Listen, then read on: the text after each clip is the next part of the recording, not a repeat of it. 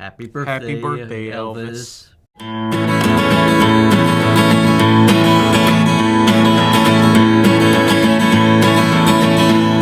Well, that's alright, Mama. That's alright for you. That's alright, Mama. Just any way you do, but that's alright. That's alright. That's alright now, Mama. Any way you do. Hello, everyone. Welcome back to the Real Screen Team. I'm Andrew Thomas. I'm here with fellow musician Christopher Johnson. Hello, everyone. And we're starting off 2025 with the Elvis biopic. Yes, as this is a very big year for Elvis, as January 8th, which hopefully it's out Yeah. on the cutoff date, it will be Elvis Presley's 90th birthday, Yep. if unfortunately he had made it. Yep. Yeah, so therefore, we are filming this during, the holiday season. So, unfortunately, we had to... Yeah, we didn't have any Elvis shirts, so... Yeah. Just the musicians who got inspired by him. Yeah. I really wanted to get an Elvis shirt. I really Yeah. did. Yep, but before we do the overview, make sure to like our videos on YouTube and find us where else?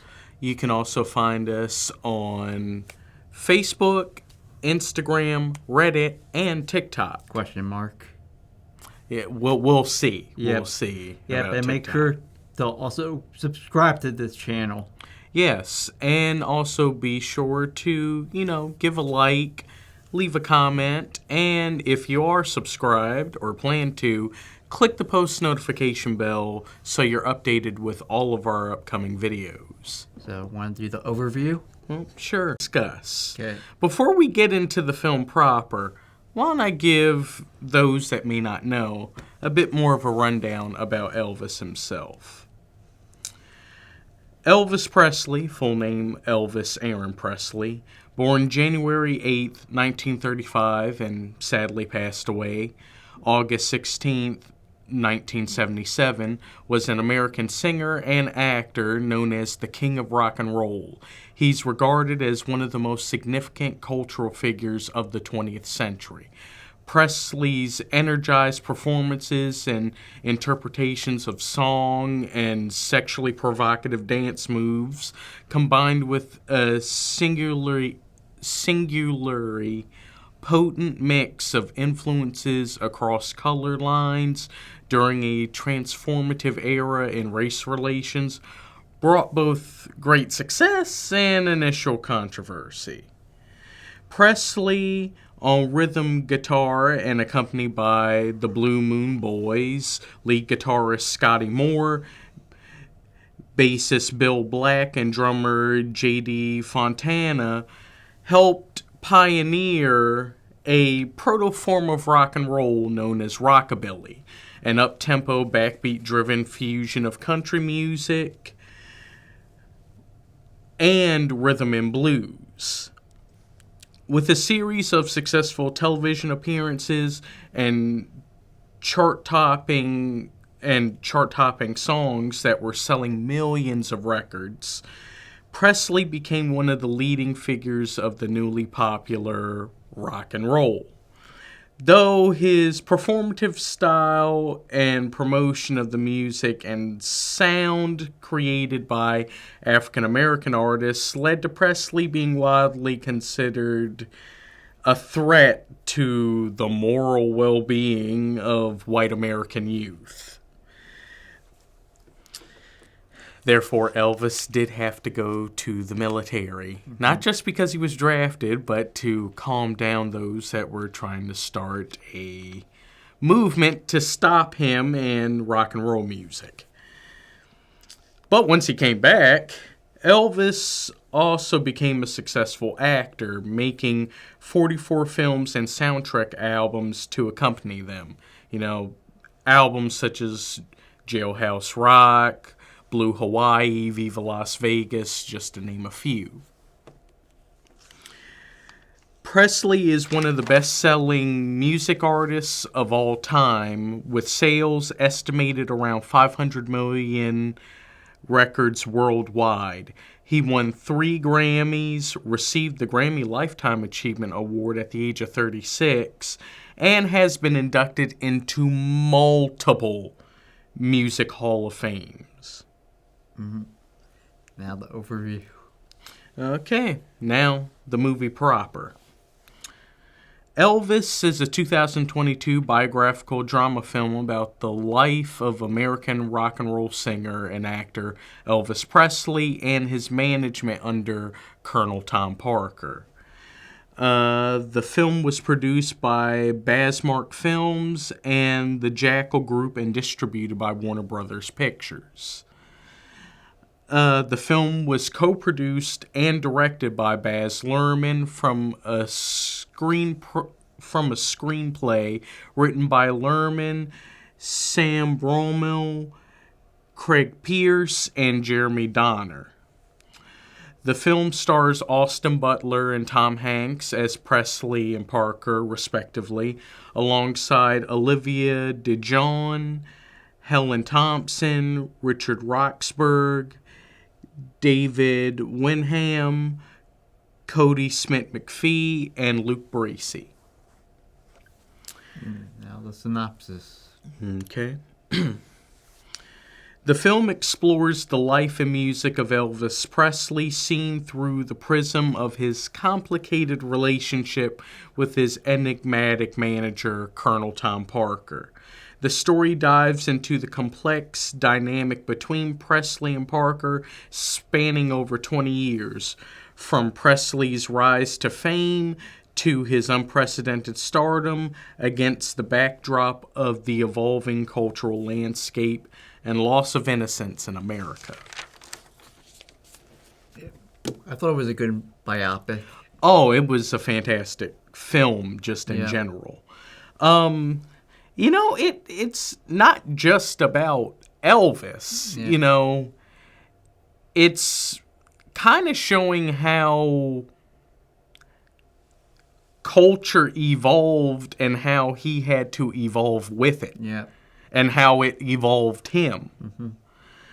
But it really did show, you know, kind of how important Elvis became to culture, but also at the same time how he became one of the first cautionary tales. You know, about what fame and fortune can do to you. But with talking about that, why don't we get into the main man himself, Austin Butler as Elvis Presley.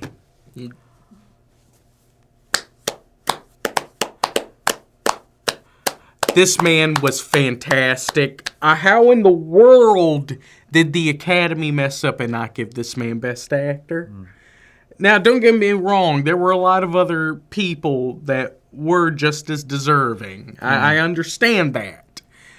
But Austin Butler became Elvis. He did his research. He did his everything to become Elvis, to the point that I forgot it was Austin Butler. I thought we were really watching Elvis. And he should have gotten the Academy Award for this. From the way he talked, the way he carried himself, to the way that he sang and performed, he was Elvis.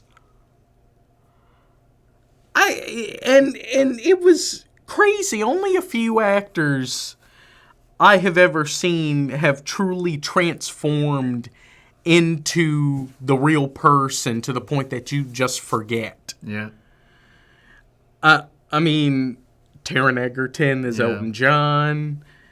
Arguments can be made about Rami Malek as Freddie Mercury. There are definitely moments where you forgot. And we'll see about the Beatles biopic if they can do the same. Yes, and already the pictures of Jafar Jackson as Michael Yeah. and Timothy Chalamet as Bob Dylan, Yeah. but Austin Butler, fantastic. And I feel like we kind of forget that Elvis himself was a human. Yeah. You know, he's almost become like a symbol and a myth that seeing Austin Butler actually play Elvis when he's not on stage or, you know, doing press or anything, we actually got to see the humanity of Elvis.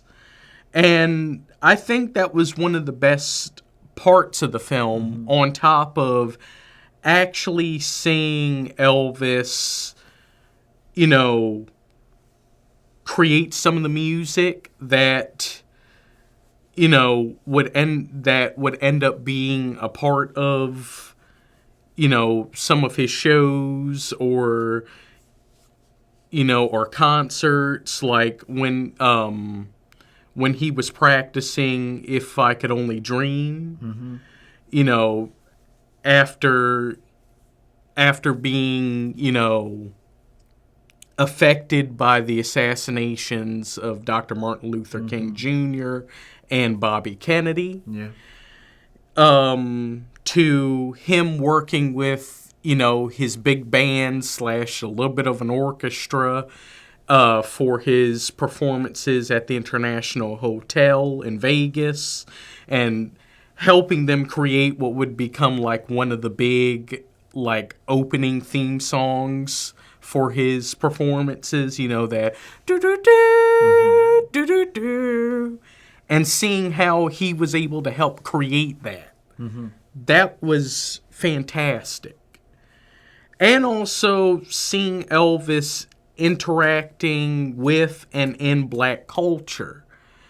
You know, because a lot of people do have the misconception that Elvis was a culture vulture. That he never really interacted with the culture, that, he just stole, you know. Even one of my favorite rappers, Chuck D, said Elvis was a hero to most, but he never meant anything to me. You know, straight up racist the sucker was. Well, no, he wasn't. No, he wasn't. And Chuck himself learned that as well. Elvis, from the time he was a young kid, was around black culture. He lived in, you know, lived in a black neighborhood in Mississippi when he was a young kid. And he was heavily influenced by the music and culture that he was around. You know, whether it was seeing, you know, certain artists and singers singing and playing the blues, to going to gospel churches and, you know, hearing the gospel music, to the point that the kid practically caught the Holy Spirit. And Elvis also became friends with the black artists that either inspired him or influenced him early in his career. And we'll get more into some of those a bit later.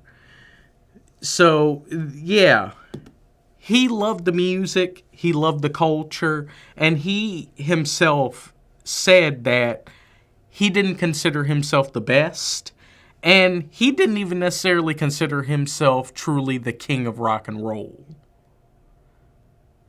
Heck, he said Fats Domino was the king.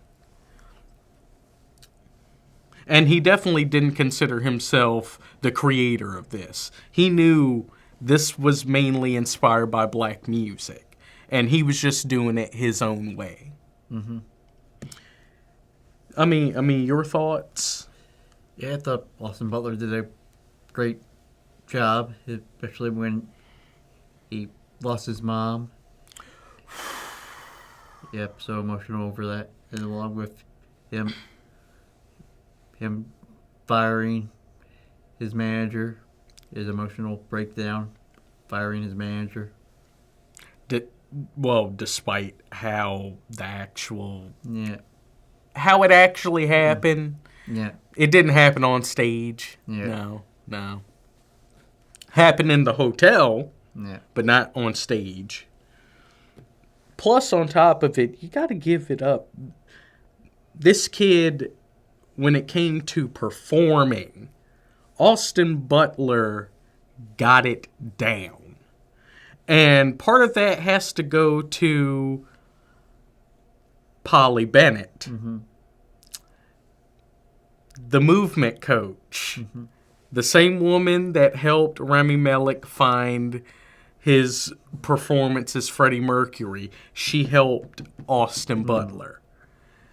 That woman deserves like an honorary Academy Award and every other award just on that.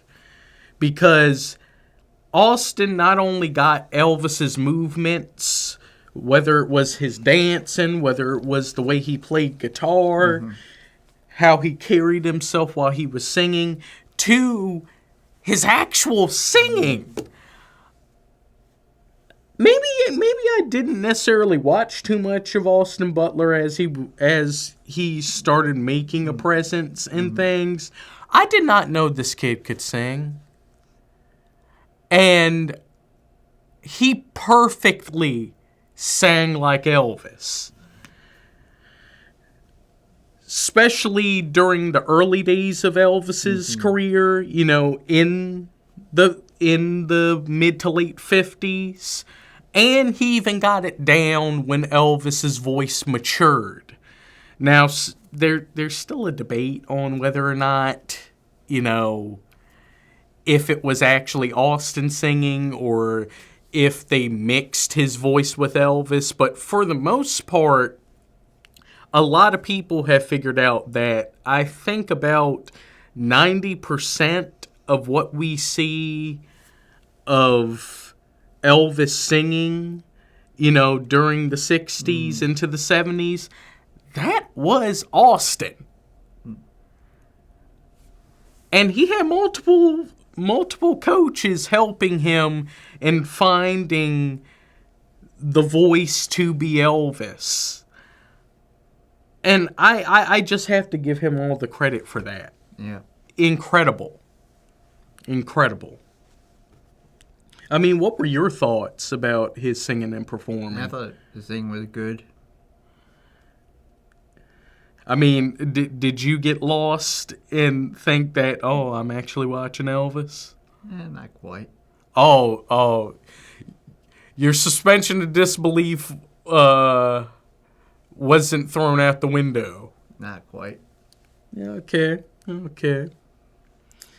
Well, we're talking about the man himself. Do we talk about the other guy? Yeah. The actual main character, his story. Actually his story. Well, it's... He just told through his point of view. Well, yes. Very true. He's kind of the... not fully trustworthy narrator. Yeah. Colonel Tom Parker, played by Tom Hanks. Yeah. Ironically, it's our first Tom Hanks movie we reviewed. I know this is weird. How in the world have we not gotten to Tom Hanks until now? Yeah. We've been doing this for nearly 5 years. How? Yeah. But, okay. I love Tom Hanks. He's in some of my favorite movies of all time. Matter of fact, he was essentially the main character voice in the first film I ever watched, Toy Story. But here, Tom, what were you doing? Don't get me wrong, when it came to looking like Tom Parker, oh, the makeup department did fantastic. They got the jowliness and everything. the way he carried himself, very Tom Parker. But his accent. Tom, what were you doing? What were you doing? Tom Parker did not sound like that. You gave him too much of a Netherlands European accent when, remember, Tom Parker left the Netherlands, moved into the U.S. illegally, joined the military at the age of 20, therefore renouncing his citizenship to the Netherlands, and never got his proper citizenship in America. Therefore, he was a man with no state. He was a nomad. And to blend in, he gained what was a southern accent. With maybe a little hint of what you would kind of hear like from around, the upper East Coast. It's kind of like a weird blend, but it's mostly a southern accent. Tom, you should have gone with that. Why were you trying to make him sound too European when he himself hid that?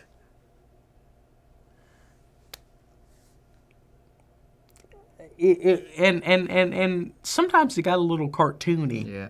It did. I mean, I give him credit for bringing in some of the carny speak. Because Colonel Tom Parker worked in the carnival, excuse me, before getting into the music business. So I give him credit for that, but no. I mean, your thoughts? Oh, his accent was a thing. But, it's mainly, you could say, was his success story of manipulating Elvis to staying with him. Yeah. Even though it felt good when he actually got taken down a bit, like the Elvis shows. Yeah, because this is also showing one of the big cautionary tales on how those that you think are helping you may actually be hindering and stealing from you. Yeah. And yeah, it was that whole dynamic with them. Early in the film, he says Elvis was the showman and he was the snowman. Yeah. Doing a snow job. Essentially doing what those in the carnivals do, Essentially fascinating you about all these great things while at the same time they're ripping you off. Essentially turning everyone into a mark. Where, your suspension of disbelief has just been thrown out the window and you're fully in. And Tom Parker was the best at doing that. But at the same time, with being a snowman, he also turned Elvis into a mark. And it wasn't until later on that Elvis realized that, but unfortunately Elvis was in too deep. Yeah. And that is very heartbreaking. Yeah.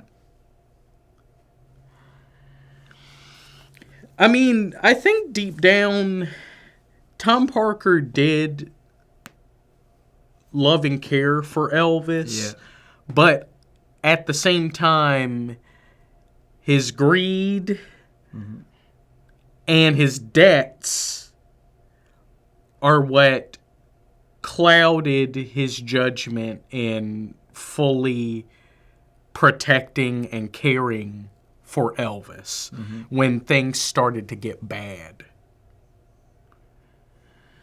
And, it's unfortunate. Yeah.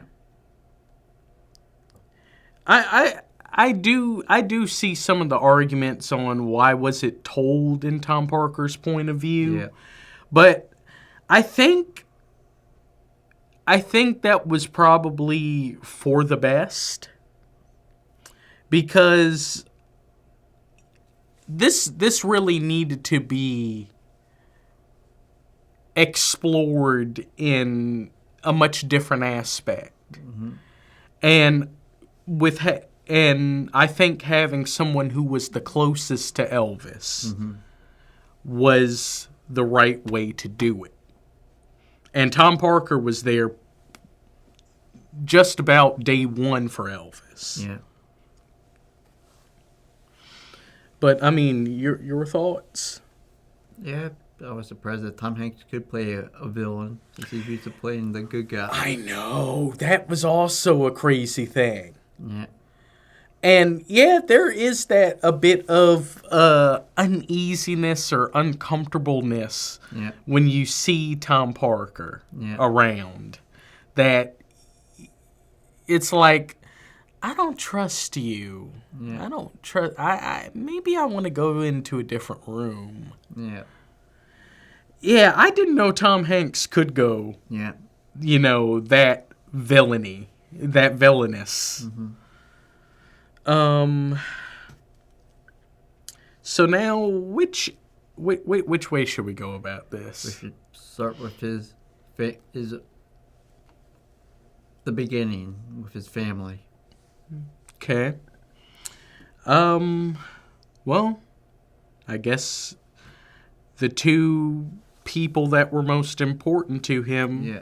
Gladys and Vernon Presley, played by Helen Thompson, and Richard Roxburgh. I know Richard Roxburgh. He was Dracula in the Van Helsing movie. Yep. Huh? I thought the face looked familiar. I just couldn't put two and two together till just now. Yep. Plus, Richard Roxburgh is a fantastic actor. He's been in a lot of things. Yeah. But I think one of the big MVPs was Helen Thompson. Yeah. She did fantastic playing Gladys Presley. Yep.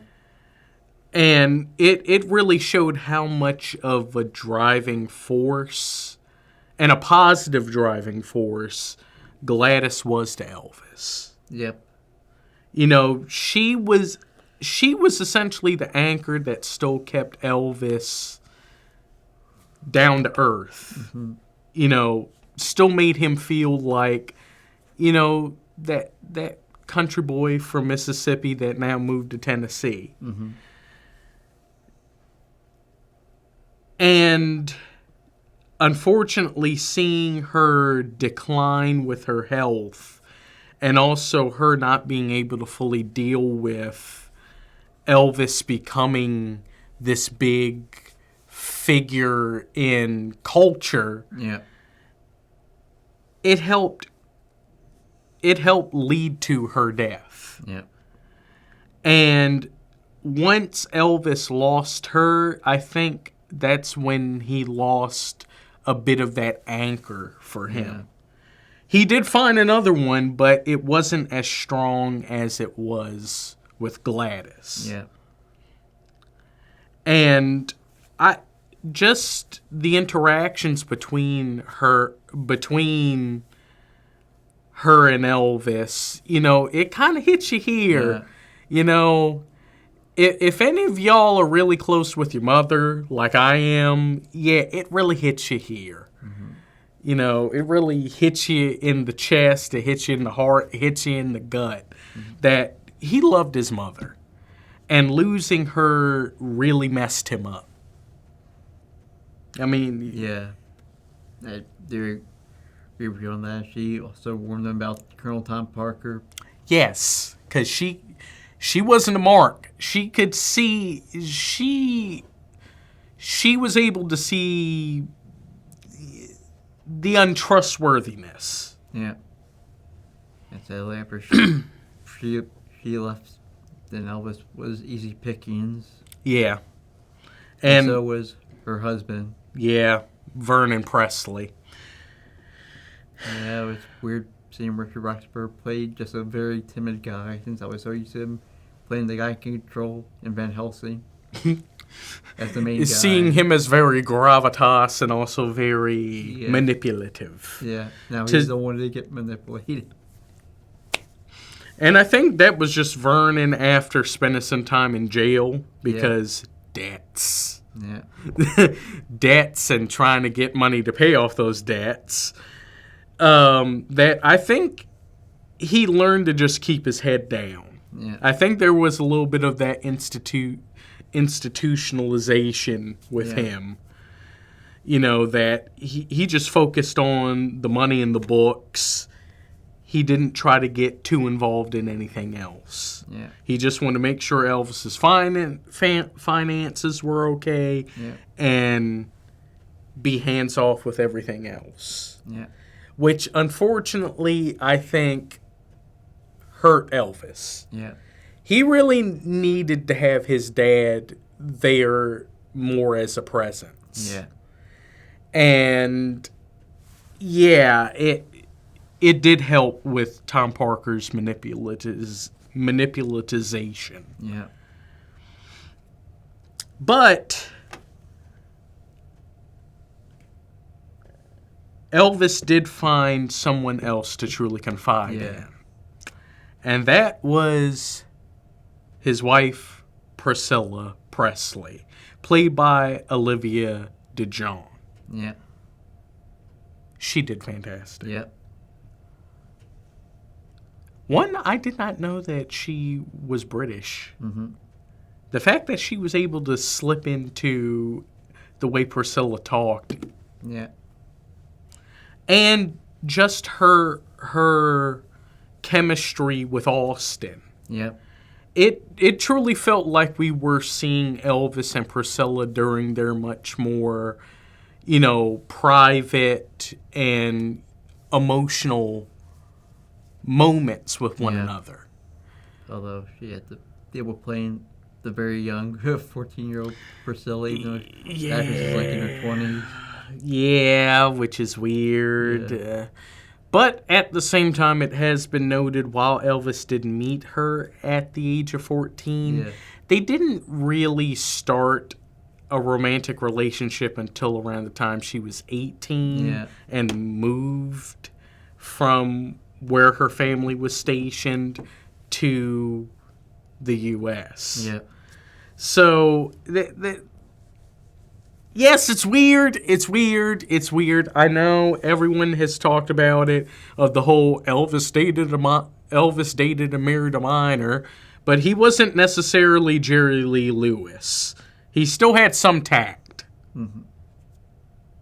And Jerry, he was worse. She was 13 and his first cousin. The heck? Yeah. But I really enjoyed seeing them together. And yeah, she did her best in trying to help keep Elvis grounded, but unfortunately she wasn't as strong of an anchor to keep, the boat from leaving and then, oh no, an iceberg. Yeah, but if you're a feminist who just wants to be Tim Priscilla, go watch the other movie that they made about her, just in her point of view. Yeah, where I think they... why? Where they decided to butcher Elvis. I mean... Plus, what was it? Was it the best idea to get Javier to play him? Nah. He looked more like Johnny Cash than Elvis. Yeah. I mean, don't get me wrong, Javier Bardem, fantastic actor, but no. Yep, and at least the real Presley was at this movie premiere. I don't even think she was at the one about her. I don't think so, no. Yeah. No, I don't even know if she gave full clearance for her story. Yeah.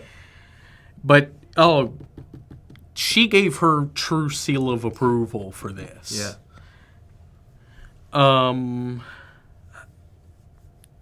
I mean, any closing thoughts for your thought about Priscilla?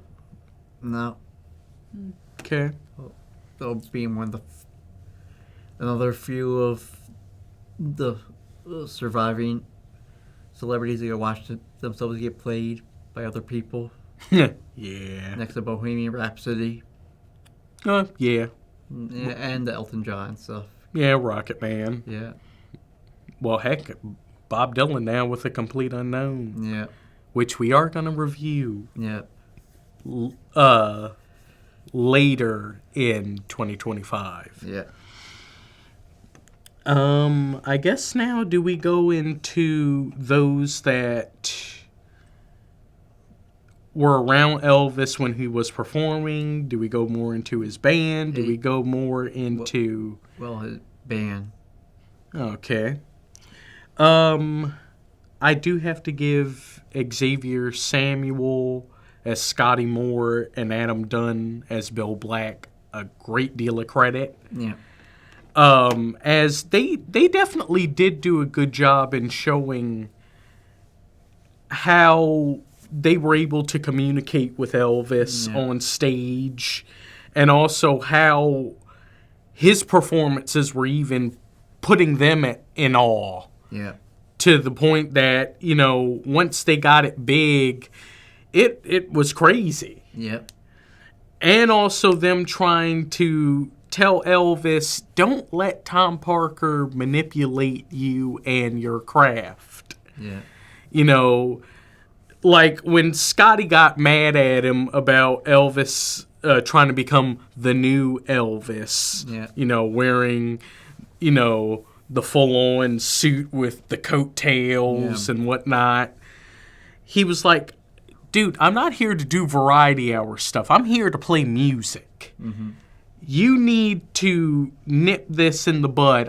We don't care if the segregationalists are coming after you. We're here to do music, and we're here to do it our way. Yeah. And plus, on top of it, they did fantastic with playing their instruments. Yep. Especially especially Xavier, because Scotty Moore is an unsung hero in guitar work. Some of his stuff is really complex. I tried.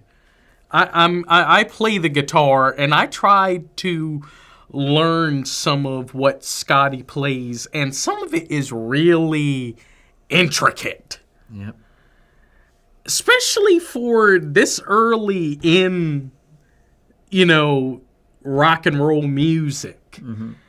Some of those guys, this ain't just, you know, 3 chords and whatnot. You're going down the whole neck of the guitar. You know, just like Chuck Berry. You going down the whole neck. Mm-hmm. I mean, what were your thoughts? Yeah, I thought they were cool, just doing their thing. I guess we should also go into his cousin Jerry. Yeah. Yeah. Jerry Schilling, played by Luke Bracey. Yeah. He also did his best in trying to anchor Elvis. Yeah. You know, as he was one of the main guys in Elvis's Memphis Mafia. You know, all of his family and friends closest to him. Yeah. Jerry did his best in trying to help Elvis. Yeah. You know, he was a bit of the gopher. Yeah. But at the same time, he also was one of the people, you know, trying to motivate Elvis into, and kind of reassuring him in some of the things that he was doing. Mm-hmm. And I think Luke Bracey did do a good job. Yeah. You know, because, Jerry was one of the closest people around Elvis. There could be some arguments. Maybe it should have been talked in Jerry's point of view. Yeah. I mean, he is still alive. Yeah. That actually would have been a good idea. Yeah. I mean, your thoughts? Yeah, I wouldn't not minded that. Huh. That's making me think now. That's really making me think. But now, do we talk about the people that were around Elvis during his early days? Do we talk about the man who was helping him with his comeback? Or do we talk about essentially the even greater villain in the story? Well, his early days. Yes. Hank Snow and his son, Jimmy Rogers Snow, played by David Wenham and Cody Smith McPhee, respectively. Yeah, Hank was one of those early country singers and artists. And he is influential. Yeah. But it's crazy just seeing that weird shift. Yeah. You know, him doing that old country music, and then here comes Elvis and the Blue Moon Boys. Yeah. And well, that's all right, Mama. That's all right for you. That's all right, Mama. Just any way you use. That's all right. It's like night and day. Yeah. To the point that Hank himself can't handle it. Yep. While at the same time, it's incredibly influencing Jimmy. Yep. To the point that he goes from just wearing, his cowboy hat and dressing like his dad to, oh no, this kid has his hair slicked back with the coif just like Elvis. Yeah, being a roadie. Yeah, and becomes Elvis's roadie. While Hank gets so mad. Yeah, that Elvis surpasses popularity. And on top of it, being a bigger showman and a provocative showman, that he's like, I cannot endorse this. No, I am out. Mm-hmm. You just mad because he upstaged you. The supporting act became the main event. Mm-hmm. But, hey, David Wenham did do a good job. Plus, I believe that was him also singing as Hank. So, yeah.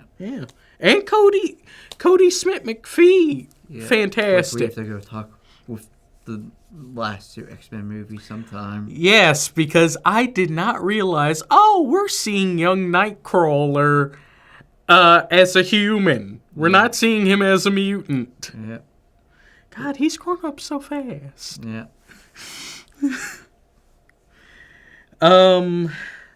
Now,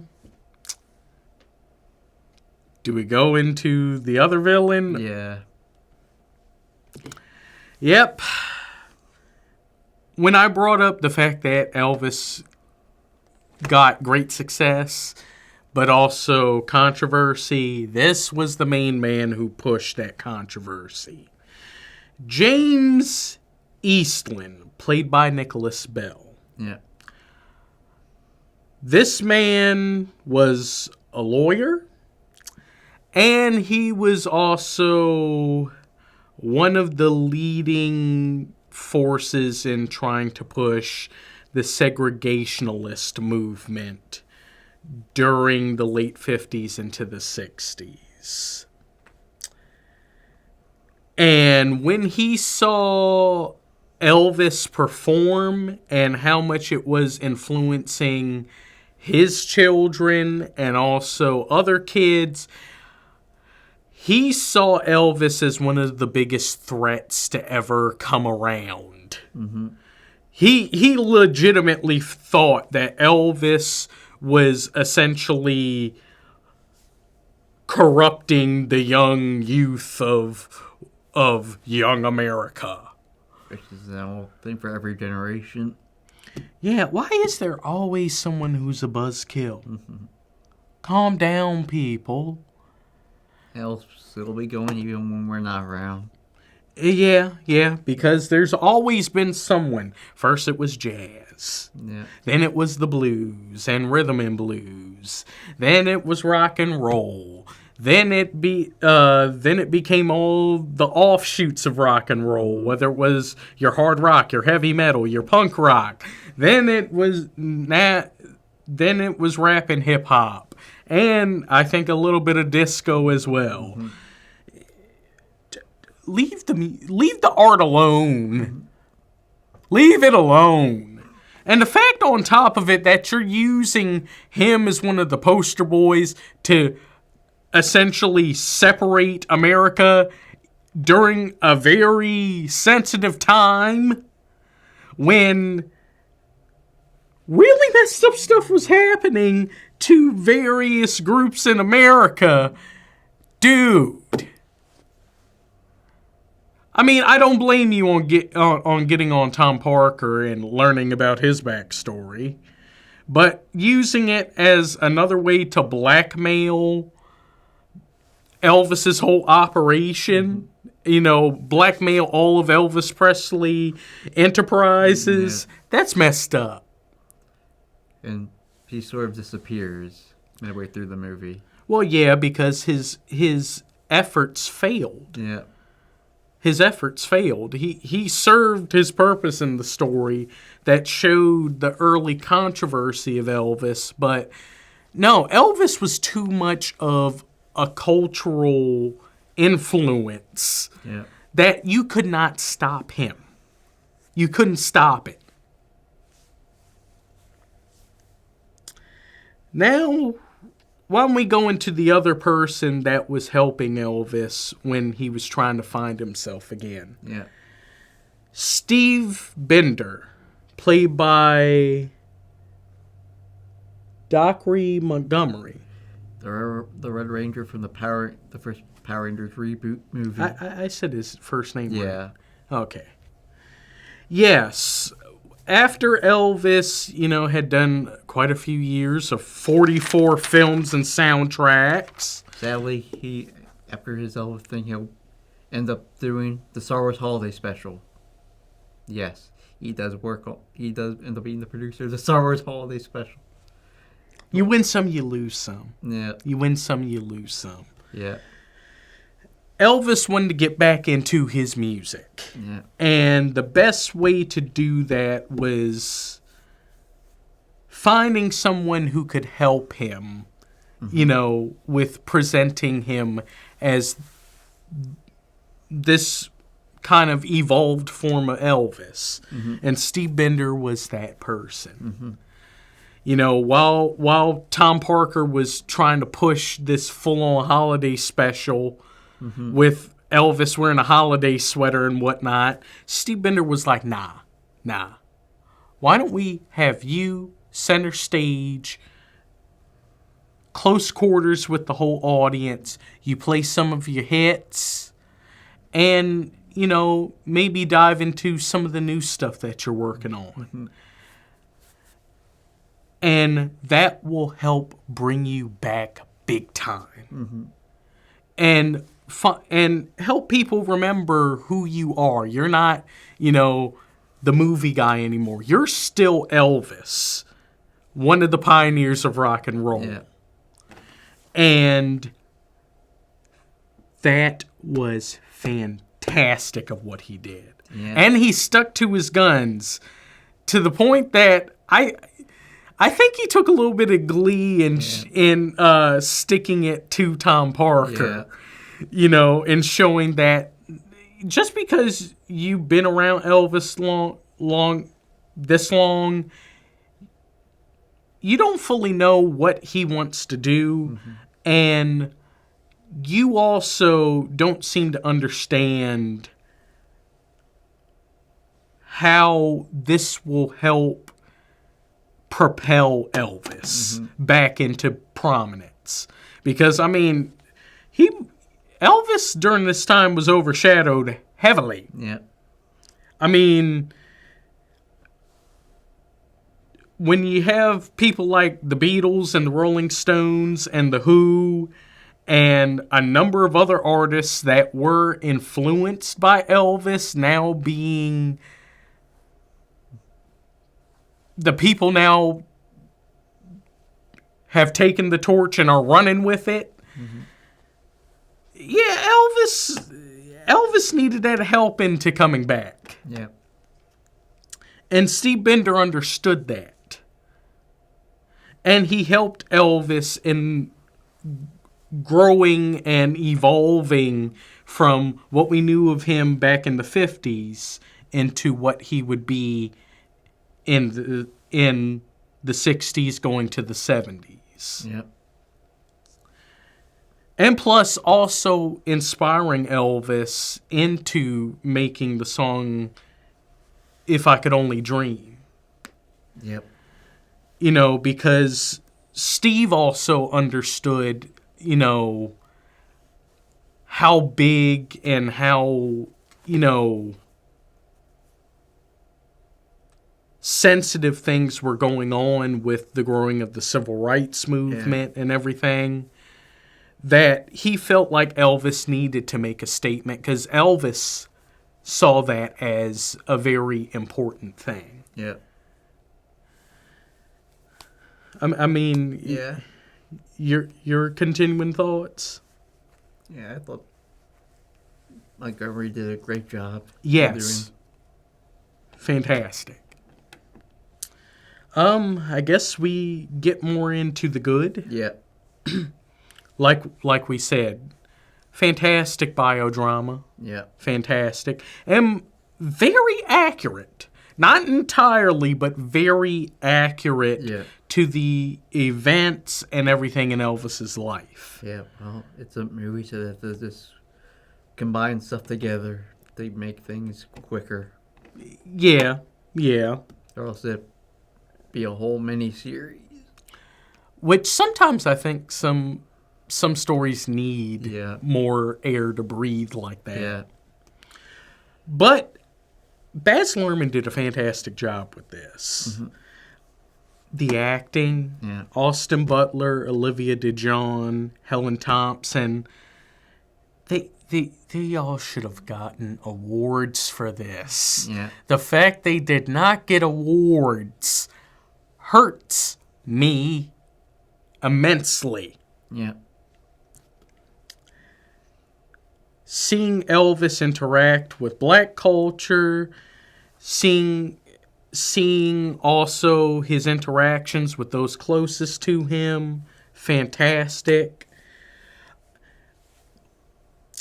Sometimes Baz Luhrmann is a very interesting character when it comes to the music in his movies. Yeah. Sometimes it can go into great effect, and sometimes it can be a bit too jarring. Mm-hmm. I mean, Moulin Rouge, Yep. good. The Great Gatsby with having Jay-Z rap, not so much. But him bringing that interesting style with Elliot Wheeler as the main person honing the soundtrack and incorporating Elvis's music into some of those, you know, unique avenues that Baz likes to have music, it actually worked well. It really worked well. And yeah, I have to give Baz and Elliot some credit on that. It definitely worked better than what he did with The Great Gatsby. It definitely kind of felt a bit more like what he did with Moulin Rouge. Mm-hmm. Also, the various cameos. Yeah. You know, from seeing one of his earliest influences, Arthur Big Boy Crudup, being played by Gary Clark Jr. Yeah. Fantastic. Actually getting to see Gary play that true old school rhythm and blues, you know, stripped down just with his guitar and his singing. Fantastic. We got to see Kelvin Harrison Jr. as B.B. King. Yeah. You know, another one of the big influences for Elvis, who actually became a very good friend of Elvis for a good chunk of his life. Mm-hmm. I think pretty much near to the end of his life.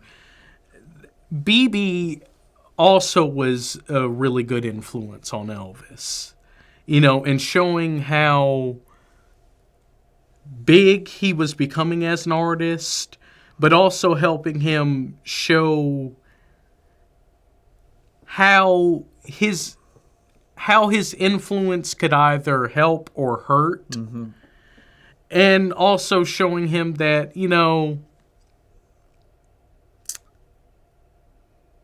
what you're doing is good, but don't forget that you're essentially bringing in additional interpretation of what we have created. Mm-hmm. You know, don't forget where you came from and who created it. Yeah. And you also saw that with Sister Rosetta Tharpe, played by Yola. Mm-hmm. Little Richard, played by Alton Mason. Both of them did fantastic. Yeah. Especially Alton Mason as Little Richard. He became Little Richard. Yeah. I would... He looked like he could have been related to Little Richard. I actually say, if they decide to go and do another, you know, biopic or something about Little Richard, get him. Yeah. Get Alton. He did it well. We got to see the late Shonka Durek as Big Mama Thornton. Yeah. Fantastic as well. You know, she sang just like Big Mama Thornton. Sang just like her. And it is a shame that, you know, she passed away not long after the film premiered. Yeah. You know, big respect for her on that. We even got to see some other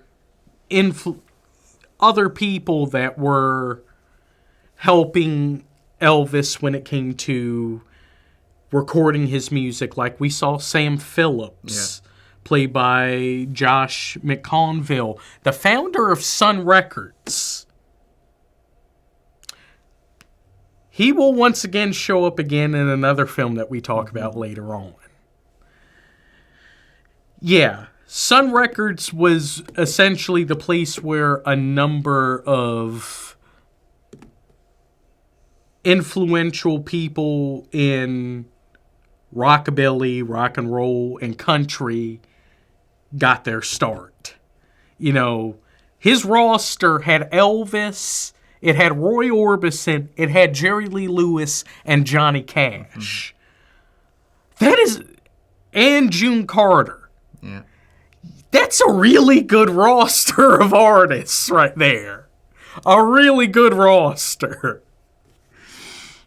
And plus, Kate Mulvaney playing Marion Keisker, the first producer to ever record Elvis. Mm-hmm. It's cool to see these, you know, some of these people show up, even if they are small, but how much they influence what Elvis became. Yeah. Now, yes, with many good, and also thank you for showing how all the different genres of music Elvis was inspired by. The rhythm and blues, country, and gospel, and how he was able to morph it. While with every good, there is some bad. Once again, I cannot stop talking about how terrible Tom Hanks's accent. He and his accent got 2 Golden Raspberry Awards. His accent, for worst acting and worst screen couple, Tom Hanks and his accent. Which is ironic because this is the movie that he was the first celebrity to get COVID from. I know. That almost killed the film. Yep. Baz Luhrmann was this close to canceling the film. Austin Butler pushed for this to continue. Yeah. And, yeah, some of the compression of events for Elvis. Yeah, we know because of the runtime, but like, I mean, yes, If I Could Only Dream was inspired by the assassinations of Dr. King and Bobby Kennedy. They didn't happen while he was doing the comeback special. They didn't have...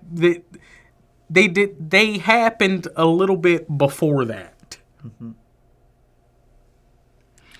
And also, I feel like they skimmed over his time as a movie star. Mm-hmm. I would have liked to have seen a little bit more interpretations of some of the movies that he did. Yeah. We only got to see a little bit of that. And yes, Elvis firing Colonel Tom Parker did not happen on stage. It happened in the hotel before his next performance. Yep. Colonel Tom Parker had been disrespectful to a couple of guests. Yep. And Elvis, that kind of became the tipping point, along with a lot of the other frustrations for Elvis, that he fired Colonel Tom Parker. But, of course, the debts that Elvis owed to the Colonel, it wasn't as much as they said in the film, but it was like well over $1 million. Yeah. Well over $1 million. So he really couldn't leave the Colonel. He still owed money. And yeah. Also, I do understand with his estate not trying to make Elvis look bad, but we did not see enough of Fat Elvis. Yeah. And they really glossed over his death. Yeah. I do understand his estate doesn't really want to show Elvis, at his worst. Yeah. Because, things did actually become rather sad near the end of his life. But it is also still an iconic part of Elvis's life that, it would have been interesting to see a bit more of it. They only kind of touched on it a little bit. Yeah. With showing how, his divorce from Priscilla was affecting him, the drugs were affecting him, the paranoia, which they showed that Elvis was a very unsure and insecure person, which added more humanity to him, but that grew into greater paranoia and anger near the end of his life because of the drugs. Mm-hmm. And plus also essentially being shackled by Colonel Tom Parker. Yeah. I mean, really we only get to see him kind of in that mode when he's doing the co-parenting switcheroo with Lisa Marie. And also one of his final performances. Yeah. When he sang Unchained Melody, which was fantastic. It was fantastic. I mean, any additional thoughts? No, that's about it. Okay. Well, why don't we get into the scores? I give this an 8 out of 10. I thought it was good. Still weird. Being through the villain's point of view, where he just blames Elvis for his own death. Which, that is not true. Yeah. That is not true. There were a number of circumstances. Yeah. For me, I give this an 8.5. Yeah. I give this an 8.5. It was a very fantastic movie. I remember when this was coming out and, a number of people were unsure about it. Some people were even getting into their feelings about, some of the things I pointed out with Elvis and, his music and influence from black culture, and the whole idea of him being a culture vulture was brought up. And I actually went to bat for Elvis in some of those conversations. It was weird because when I was younger, I had that same idea about Elvis. Yeah. Wasn't until I actually learned more about him that I realized that he wasn't a villain. He knew where this all came from. He actually did give it a shout out more than once, and he knew that he wasn't the best. He was just interpreting what he felt from the music that he loved. And this film perfectly showed all the different things about Elvis. Yeah. It showed him as the singer. It showed him as the star. And it also showed him as the human. Yeah. But before we go, what are other projects coming up? Well, as much as I wanted it to come out around, November, but we had a lot to work on. Yeah.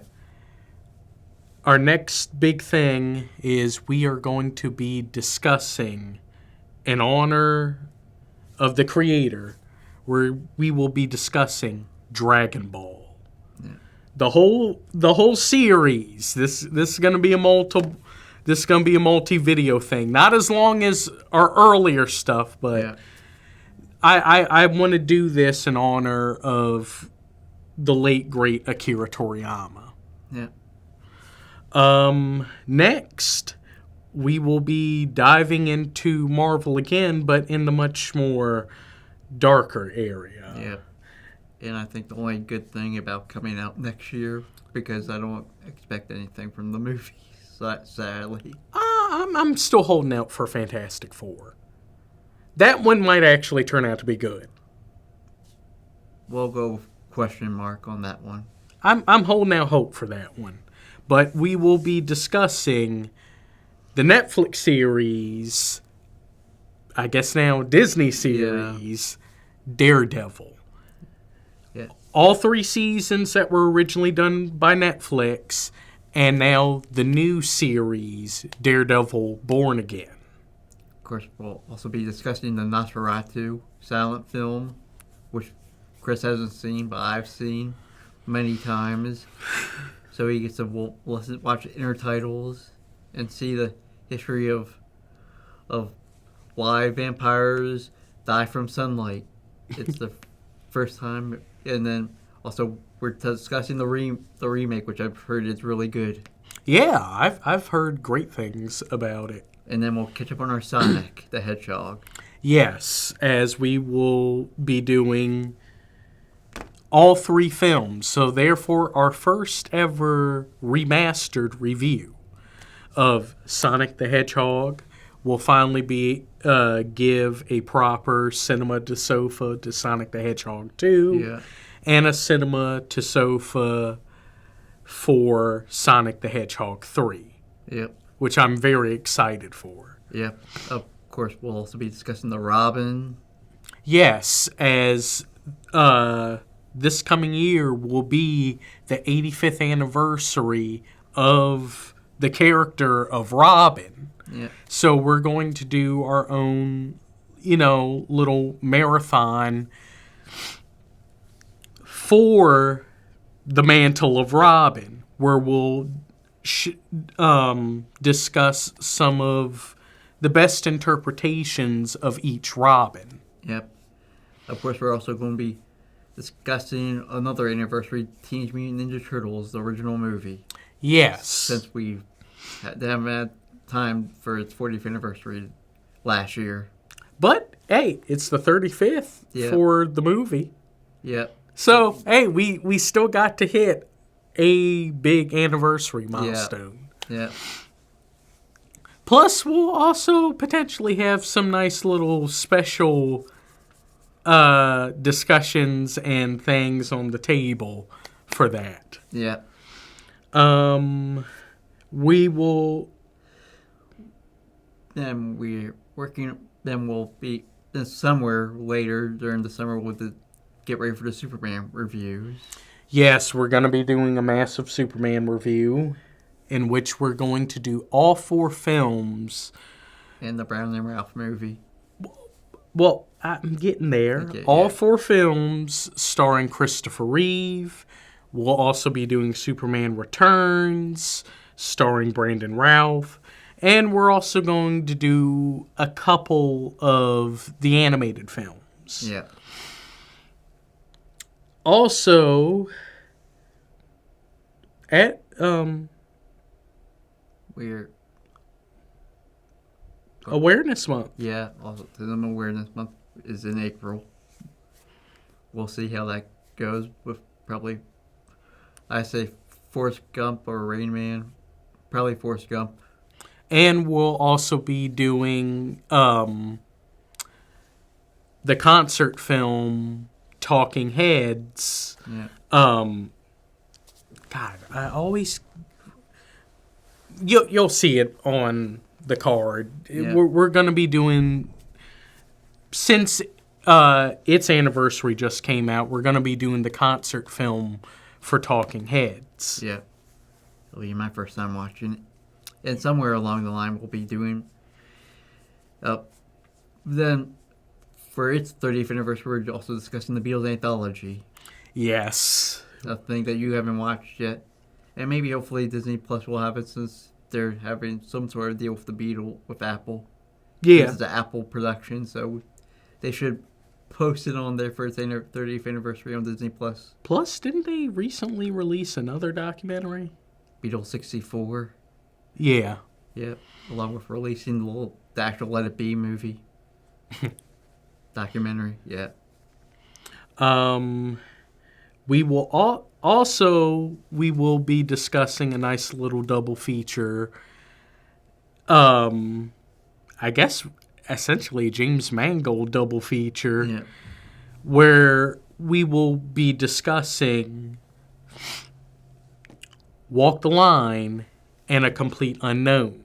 Yeah. As this coming year will be the anniversaries for Johnny Cash's iconic live concert in Folsom Prison and the release of some of Bob Dylan's most influential music. Yeah. When he brought electric into folk music. Yep. So, you want to roll us out? Well, sure. Well, thank you all for coming and watching. Definitely come back and watch us again. Remember to like, comment, subscribe, share, and click the post notification bell so you're updated with all of our upcoming videos. Remember, we're on YouTube, we're on Facebook, we're on Instagram, Reddit, and TikTok, I guess for now. Yeah. So be sure to definitely follow us in all of our, all of our spaces. Well, cut, print, that's a wrap, and Elvis has left the building.